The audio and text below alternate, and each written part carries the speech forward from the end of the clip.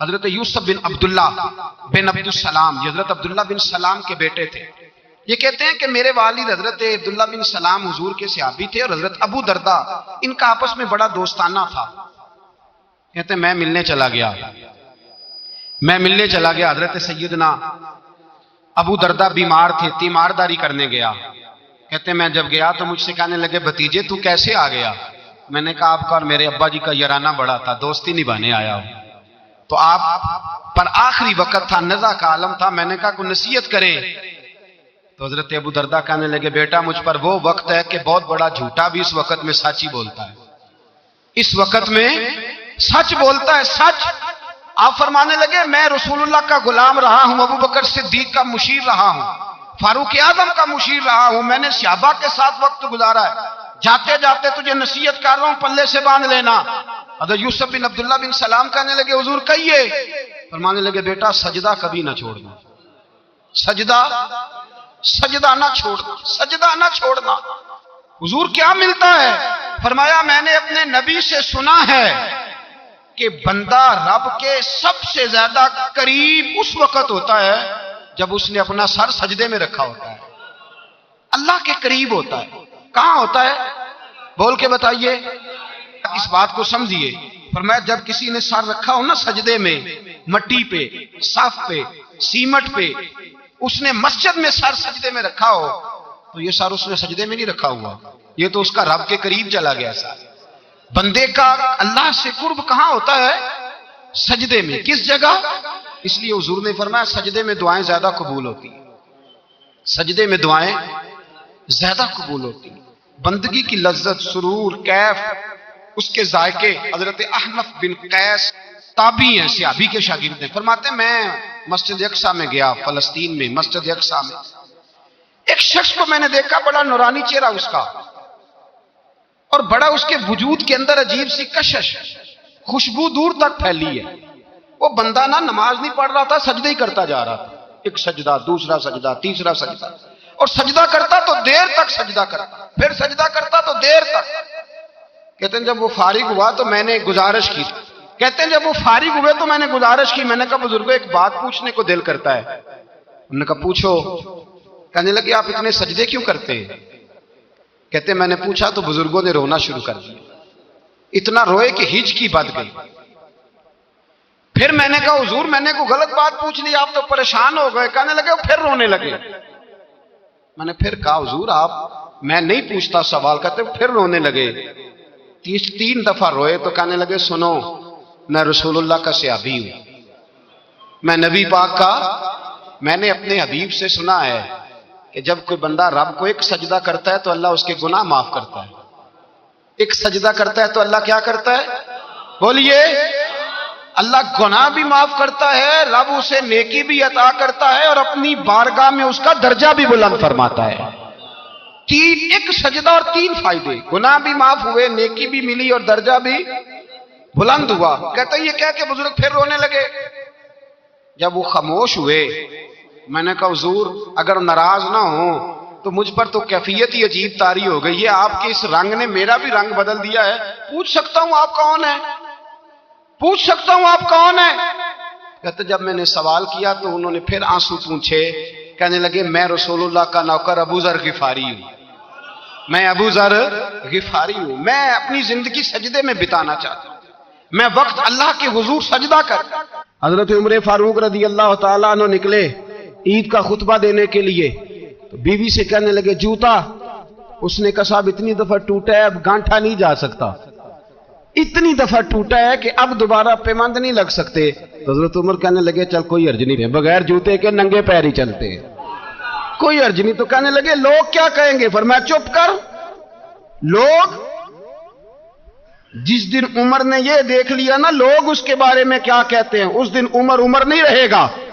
تو کہا پھر آپ کا نظریہ کیا ہے؟ فرمایا میرا نظریہ یہ ہے کہ رب رسول میرے بارے میں کیا کہتے ہیں، لوگوں کا کیا ہے؟ لوگ کل کسی کے بارے میں کچھ کہتے ہیں اور پرسوں کچھ کہتے ہیں، میرا نظریہ یہ ہے کہ رب رسول میرے بارے میں ننگے پیر عمر جا رہے ہیں۔ کون جی؟ میں بڑا ماڑا۔ اچھا جناب کیا غربت ہے؟ 10 قسم کے جوڑے لٹکے ہوئے ہیں کمرے میں، اور پہننے کی فرصت نہیں، سویرے کیا پہننا ہے، شام کیا پہننا ہے، 15 سوٹ کٹھے استری ہو کے لانڈری والا بھیج رہا ہے، اور تو غریب ہے، تو بہت بڑا غریب ہے۔ اس لیے کہ غربت پیسوں کی وجہ سے نہیں ہوتی، غربت تو دل کی ہوتی ہے۔ تو واقعی بڑا غریب ہے اور تو غریب ہی رہے گا۔ امیر تو عمر فاروق تھے، عمر فاروق تھے جو ننگے پاؤں چلے گئے عید کی نماز پڑھانے، تو رستے میں جو ملا کہنے لگا عمر جوتا تو پہن لو۔ فرمایا تمہیں عمر کا جوتا نہ پہننے کا نقص تو نظر آیا ہے، کوئی حرج نہیں، اگر عمر کو کبھی بتانا ہوا تو وہ والا نقص بتانا جو عمر کی سیرت میں پیدا ہو، کردار میں پیدا ہو، وہ والا نقص بتانا، یہ چھوڑو جوتے آتے جاتے رہتے۔ ننگے پاؤں گئے۔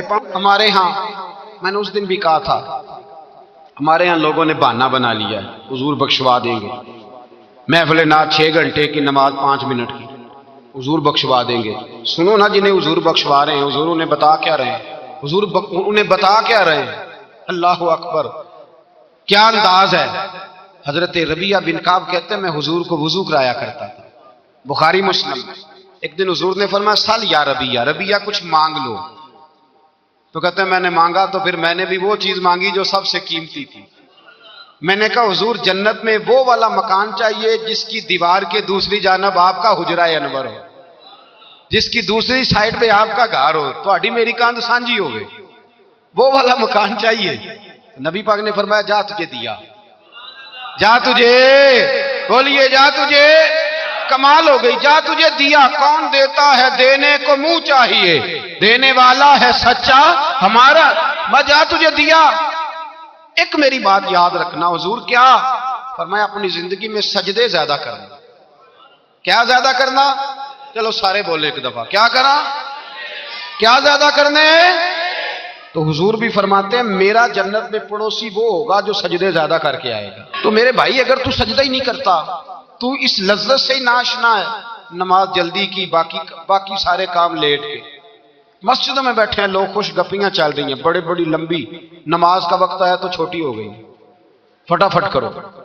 نماز، عبادت، ریاضت، یہ تو بندے کو اللہ کے قریب۔ حضرت عبداللہ بن جعفر، حضرت جعفر طیار کے بیٹے تھے، نبی پاک کی پھوپھی کے بیٹے تھے، حضرت زبیر بن عوام رضی اللہ تعالیٰ، وہ انتقال کر گئے۔ ان کا جب وصال ہوا تو 10 لاکھ دینار کا قرضہ تھا ان پر، اور جو زمین انہوں نے چھوڑی وہ زمین بنجر تھی۔ لو سن لے، جن پر قرضہ چڑھا ہوا ہے وہ نسخہ بھی سن لے، جن پہ قرضے ہیں نا، جو تنگ دست ہیں، جو روز رکے بھیجتے ہیں دعاؤں کے کہ بڑی پریشانیاں، وہ وظیفہ سنیں، وہ وظیفہ سنیں۔ ہمارے زمانے میں وظیفے لینے کا رواج نہیں، تویز لینے کا رواج ہے۔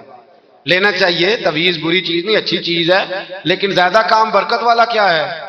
اللہ اللہ کرنا۔ کیا کام ہے؟ سجدہ کرنا برکت والا کام ہے۔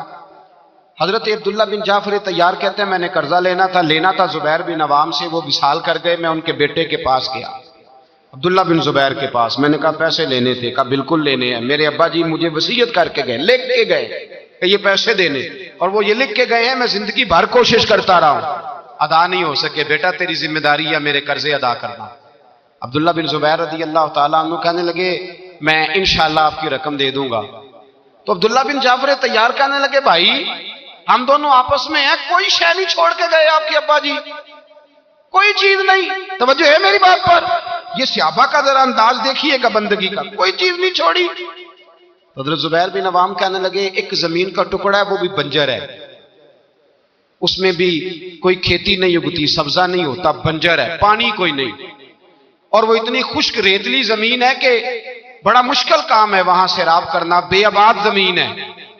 حضرت سیدنا عبداللہ بن جعفر کہنے لگے تو اس طرح کر، وہ مجھے ساری نہ دے، اس میں سے تھوڑی سی مجھے دے دے، میں 10 لاکھ دینار کے عوض وہی رکھ لیتا، تیرے باپ کا قرضہ ادا ہو گیا، دے تو صحیح۔ انہوں نے کہا آپ کیا کریں گے، وہ تو کسی کام کی نہیں، چند کوڑیوں کی بھی نہیں، پر میں مجھے دے دو، میں جانوں اور میرا کام جانے۔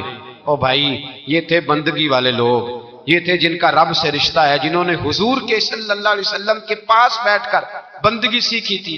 کہتے زمین کا ٹکڑا لے لیا، بنجر بے آباد ریتلی زمین، جب میرے حصے میں آئی پہلے دن اپنے غلام سے کہنے لگے جو جگہ تجھے زیادہ سخت لگتی ہے نا وہاں میرا مصلی بچھا دے، جو تجھے زیادہ بنجر بے آباد لگتی ہے وہاں مصلی بچھا، مصلی بچھا۔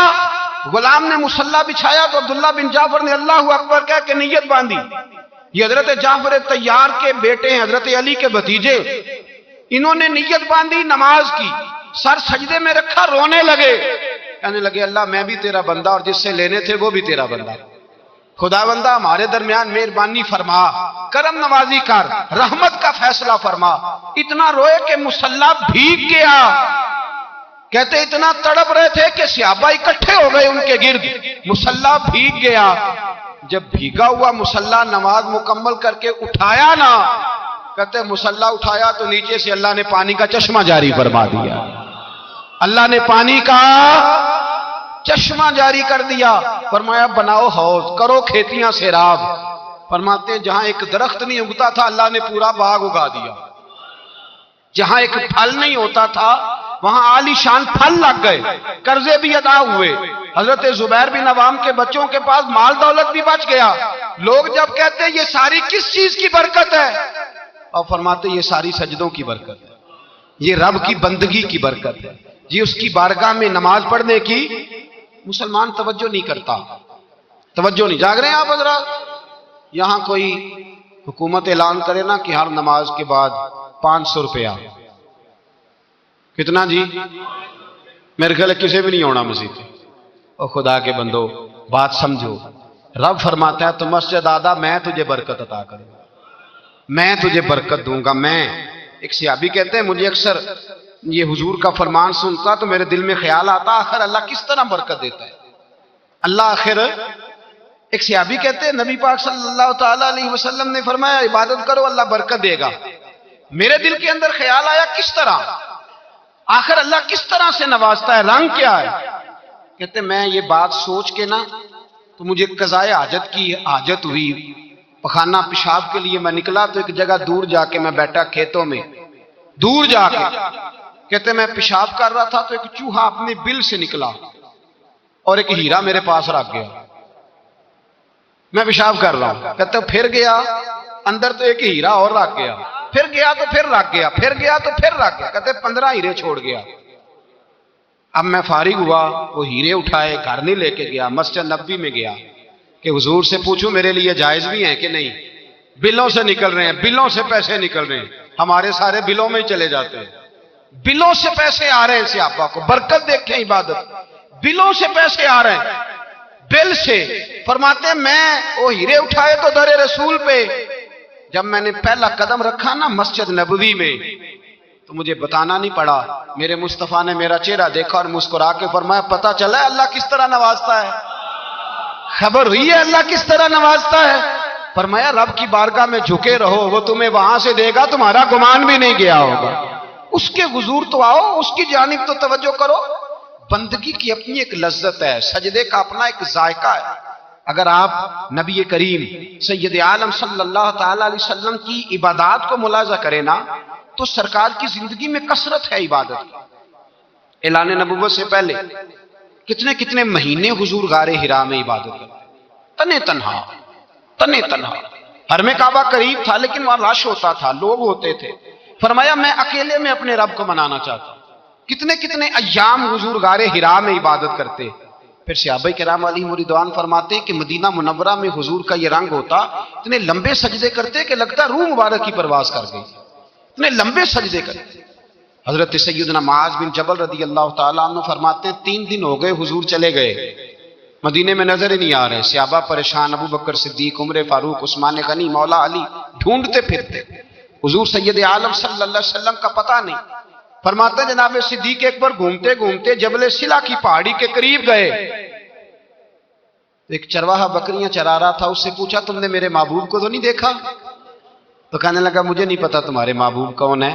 ایک آدمی آج 3 دنوں سے غار میں رو رہا ہے، اتنی شدت کے ساتھ روتا ہے کہ میری بکریاں جا کے غار کے سامنے بیٹھ جاتی ہیں. بکریاں بھی روتی ہیں، میں بڑا کھینچتا ہوں پر لوٹتی نہیں.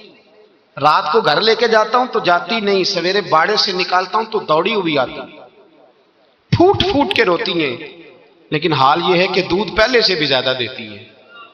حضرت ابو بکر صدیق کہنے لگے یہی تو میرے رسول پاک علیہ السلام کے نبی ہونے کی علامت ہے. اس صحابہ کو بلایا. 3 دن سے حضور سجدے میں، کتنے دنوں سے؟ یہاں سجدہ لمبا ہو جائے تو امام کے پیچھے لوگ بھاگنے لگتے ہیں کہ صاحب آپ تو فارغ ہیں، مجھے تو ڈیوٹی پہ بھی جانا تھا۔ 3 دن سے حضور سجدے میں، اتنا طویل سجدہ، اتنا طویل، صحابہ کہتے ہیں قدموں میں جا کے لگے، محبوبہ بس کریں آ جائیں۔ حضور نے فرمایا رب نے سورہ ہود نازل کر دی ہے، سخت حکم آ گئے ہیں۔ وہ کہتا ہے میں تیری امت سے حساب پوچھوں گا، میں اپنے رب کو منا رہا ہوں، بکر جاؤ مجھے منا لینے دو۔ حضور نے ہمیں بتلایا ہے کہ رب کو سجدہ کریں تو رب مانتا ہے، اس کو منانے کا طریقہ سجدہ کرنا ہے، جھکنا ہے، عبادت کرنا ہے۔ کہا وہ مانے گا تو میں آؤں گا۔ تڑپ گئے صحابہ۔ اور ایک روایت ایسی بھی ہے کہ جب بات نہ بنی تو حضرت فاطمہ سے عرض کیا۔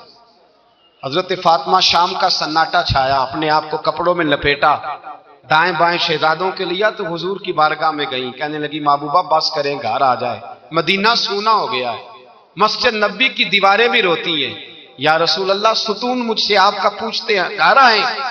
نبی پاک نے فرمایا فاطمہ تو بھی دعا کر، میں بھی دعا کرتا ہوں۔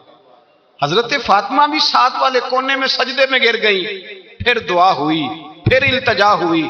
حضرت جبریل آئے، کہنے لگے محبوبہ رب کہتا ہے سار اٹھاؤ، وَلَسَوْفَ يُؤْتِيكَ رَبُّكَ فَتَرْضَىٰ، اللہ فرماتا ہے میں آپ کو اتنا دوں گا کہ آپ مجھ سے راضی ہو جائیں گے۔ تو حضور تو سجدے کے عالم میں۔ حضرت سیدنا عبد الرحمن ابن عوف کہتے ہیں میں حضور کے ساتھ تھا، ہم مسجد نبی سے نکلے تو سامنے ایک باغ آیا، حضور فٹافٹ گئے اور باغ میں سر سجدے میں رکھ دیا۔ دیر تک حضور نے سجدہ کیا، اتنا لمبا کہ جیسے کسی کی روح پرواز کر گئی۔ کہتے میں حضور فارغ ہوئے تو عرض کی حضور اتنے لمبے سجدے کی وجہ؟ تو فرمایا میرے پاس جبریل آئے تھے اور انہوں نے کہا یا رسول اللہ رب کہتا ہے آپ کا جو امتی ایک بار درود پڑے گا اللہ اس پہ 10 رحمت